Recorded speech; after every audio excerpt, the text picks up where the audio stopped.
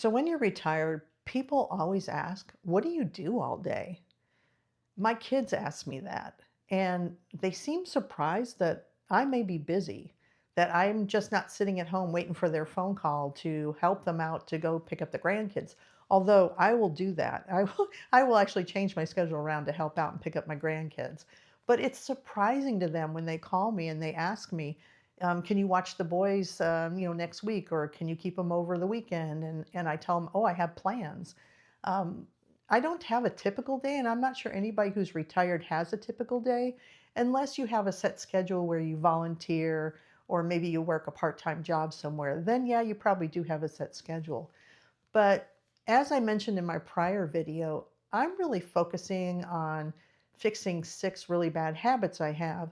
And one of them is what this video shows you, which is I need to make sure that I'm working out and focusing on my physical strength and physical flexibility. Hello, friends. Welcome back. And if you're new here and you want to be my friend, just hit subscribe and we'll be friends. I really appreciate everyone tuning in. This is kind of a follow-up video to the one I did last, just showing you a typical day and where I'm addressing one of the bad habits that I have. So in this video, I'm going to share with you what my Monday, Wednesday, Friday looks like. My typical Monday, Wednesday, Friday starts with getting up between 5 and 5:30 in the morning. That's the time I get up usually. And the first thing I do is grab myself a Diet Pepsi. I don't drink coffee, and that's my caffeine. So I usually have 1 or 2 bottles of Diet Pepsi to get me going in the morning. The next thing I do is usually grab something light to eat because I'm hungry as soon as I get up in the morning.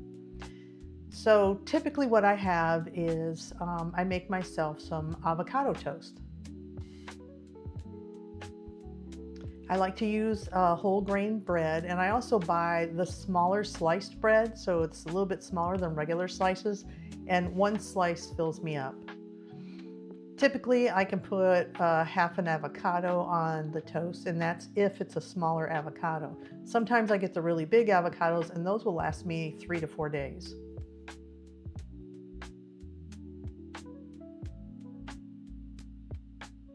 I like to add cottage cheese to add more protein to it. Avocado is a good fat, and then the toast is good for you because it's whole grain. And then I like to season it with everything but everything bagel on it. And it's a really tasty morning snack. Then I'll sit back down in my little corner, and that's usually when I get on my tablet and I watch the news. I may check my Facebook, emails, and get caught up on anything I need to get caught up on socially. Around 9 o'clock is when I'm going to go work out at the fitness center. So as usual, you got to bring water. I like my water to be ice cold. So I get fresh water, fill that up in the morning, and take that with me to the fitness center.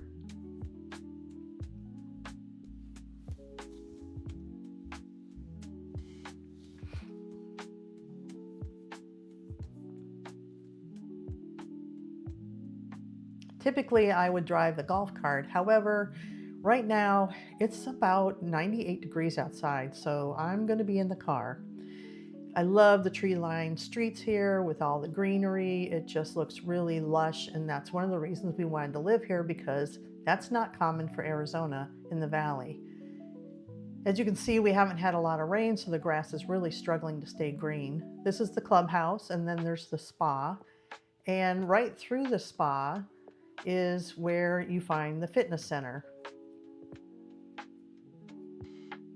And I would say that this is pretty comparable to like an LA Fitness or any of those memberships that you pay for. There's all kinds of equipment in here, cardio, weightlifting, pretty much anything you can think of, we have it in here. The first thing I'd like to do is to warm up my knee, my surgery knee on the bike. So I try to do that for about 20 minutes. Then I do some leg lifts to work out the muscles in my knee and try to get my other knee ready for possible surgery. After that, I change into my swimsuit and I head towards the pool. The inside pool is mainly for laps, which I don't do. So I go through the cafe and head outside into the hot weather again. This is all desert back here, little trails, walking trails. There's a lot of seating areas with umbrellas, but again, no one's out here because it's just way too hot. So then I go into the pool, and I usually sit in here for about 20 to 30 minutes, and I'm going to spare you what I look like in a swimsuit.